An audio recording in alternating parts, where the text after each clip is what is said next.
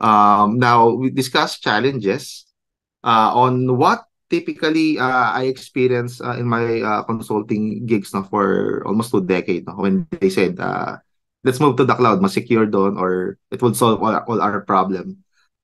It's not the case, no. Yung problem sa challenges would be security, no.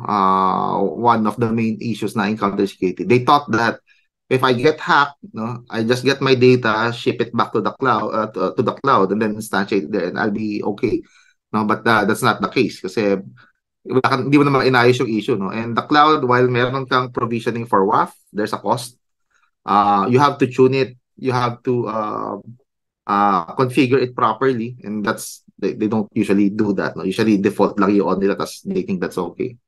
That's not the case, no. Again, cloud is not secure as most people would want it to be. Merong again shared responsibility on what's the component na sinesecure ng vendor and what component is the responsibility of the user. And you need to be skilled for that to work properly. No? And it's not as easy as create and migrate to the cloud and be done with it. No? Another issue and challenge would be compliance. It's the problem here would be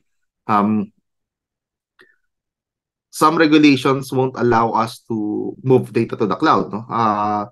We have issue or minor kinks or in the Philippines, no, in data sovereignty, wherein they wanted to host all critical data, no, within the country, as what other first world nations are doing. No? The problem is, wala pa namang AWS data center, let's say, in the Philippines. So the nearest one would be in APAC. So I think there would be a need to change in the regulation that maybe ASEAN, no? Allow tayo for at least an ASEAN country. But yun, the problem would be compliance to certain rules, no? But even then, no, may mga issue na dito with banks, no? Some of their data are already hosted in the cloud. While they need authorization kay BSP, some of them would say, hindi, mag-on-prem lang kami mo. Okay? Kasi ayaw na i-violate yung data sovereignty law. But they are using cloud protection services, no, like Cloudflare. So that means, di ba, yung data, yung login, di ba, pupunta mo na kay Cloudflare sa labas ng bansa and then babalik sa server nila. Data is actually coming out. It's not stored, but data is traversing outside. Then we also have the issue with Globe and PLDT. No? They're not technically linked within the Philippines. They said they're linked, no? But if you check yung mga latency between two telcos, no, pag meron kang kausap on kung nasa isang telco ka, kausap nasa isa, no, data is also going out of the country, no, to be routed back. So while okay yung concept sana ng data sovereignty, no, but it's not actually happening in practice and actually dami nagbabayad.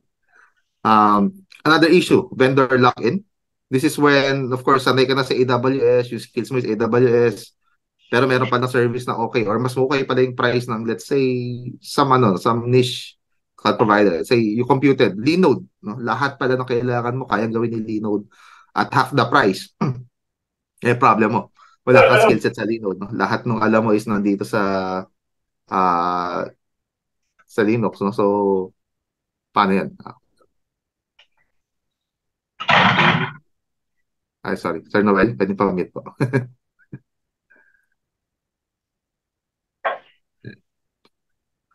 Okay. Data migration is also gonna be an issue.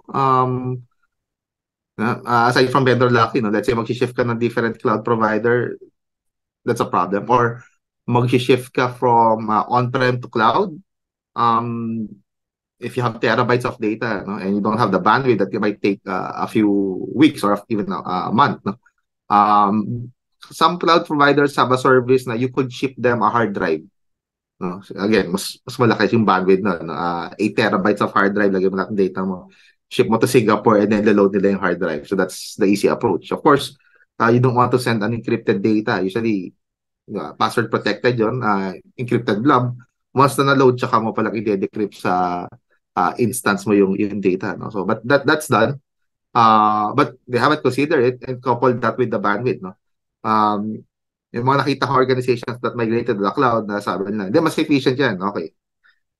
most of their infra nilagay sa cloud. Ay yung bandwidth pala nila dito, well, maliit lang, no? And Philippines being one of the most expensive internet cost, no, is in terms of bandwidth, yung tinipid nila, kinain lang ng bandwidth nila, sobra-sobra pa.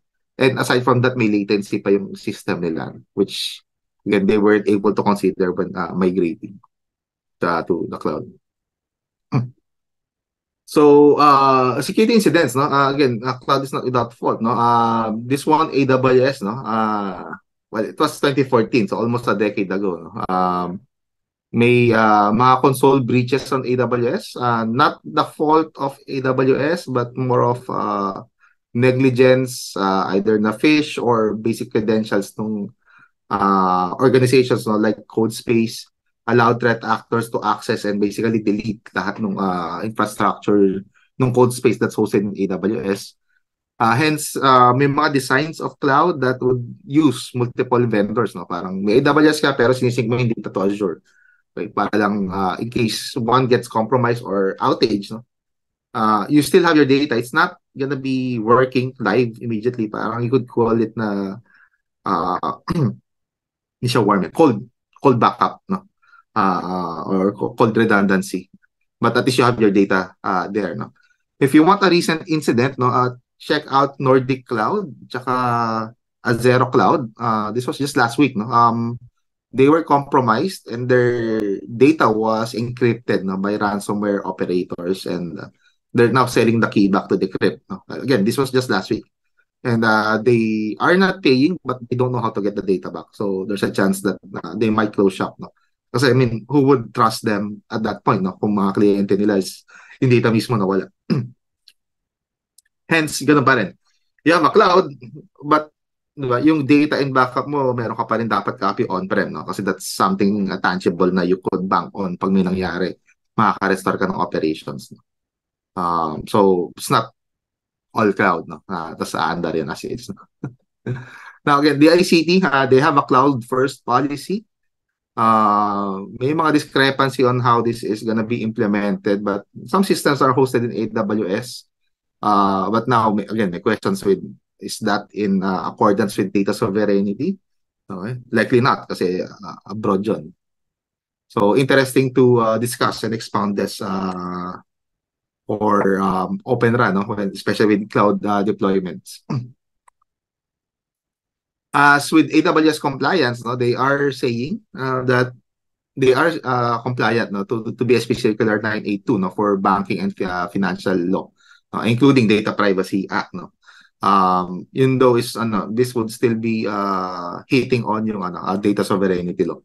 But well, we need to make do with what we have. Wala pang AWS data center dito. Hopefully they establish one para lahat would be in compliance, but this would be a thing. And may discrepancy before, no, when mina-market ng AWS before yung service nila sa mga banks, and they were saying na, oh look, yung Singapore nga, yung monetary service nila, no, yung parang BSP nila, they're hosting their data in our cloud, but they're missing the input that, well, may data center within Singapore, no? So that's within their territory, no? Tayo wala tayong ganun, no? So but yun parang I would say deceptive marketing, no? They're marketing it na some countries are putting their data in the cloud, not disclosing na, well, it's within their territory. But yeah, stuff to ponder pag gumawa tayo sa using cloud and public cloud for that matter in Open RAN. So other privacy frameworks, no, that's supported by AWS, they have a list, no. So not gonna be an issue there. For vendor lock-in, again, your skill set and services and comfortability would most likely be on one vendor, and it's gonna be very hard to migrate to another, no. But sometimes it's the cost, no, that would necessitate to move to another vendor, especially if hindi mo naman ginagamit lahat ng features ni let's say Amazon, no? And again, Linode is good enough for your use case, then at half price, no, it would be worth it, but your internal team might be against that move. Kasi sanay na sila sa AWS, mag-aaral naman sila ng bagong system. So They wouldn't want that. Okay. So for migration, no, it's how do you secure the data when you migrate, no? You go back to shared responsibility model, no? Again, this would still be most likely be falling under your jurisdiction. You need to secure the data in transit, you need to secure the data at rest, and then you need to secure the data pag ina-access na siya ng mga customers mo within the cloud computing environment. And as mentioned kanina, no, the volume, no, this is some most of the time, no, wasn't considered, no, when migrating to the cloud. If you see an organization, they have 20 terabytes of data. No, took them 2 months kasi hindi nila na-predict, no, na ganun kalaki yung data na kailangan nila i-move. Well, they had the option to ship to the in disk, no, but they weren't comfortable with that, so they just uh, may do na naka-program lang. Hindi ang explanation is hindi naman natin may update sabay-sabay. So kahit naabutin ng 2 months yung loading nung data nila, no, they would prioritize systems, no. So because it was gonna take some time to load all of their infrastructure to the cloud. Integration, no, there are systems that is latency sensitive, Open RAN. So if you move some components to the cloud and mataas yung latency papunta sa mga on-prem equipment, that might be an issue, no? Hence, the latency issue is actually being solved by edge computing, wherein you push the some computing power to the edge, no? Para again, nagkakaroon na lang ng parang routing and central storage na lang si cloud, no? Again, nagkakaroon ng decentralization at that point, no? Again, it's a complex process.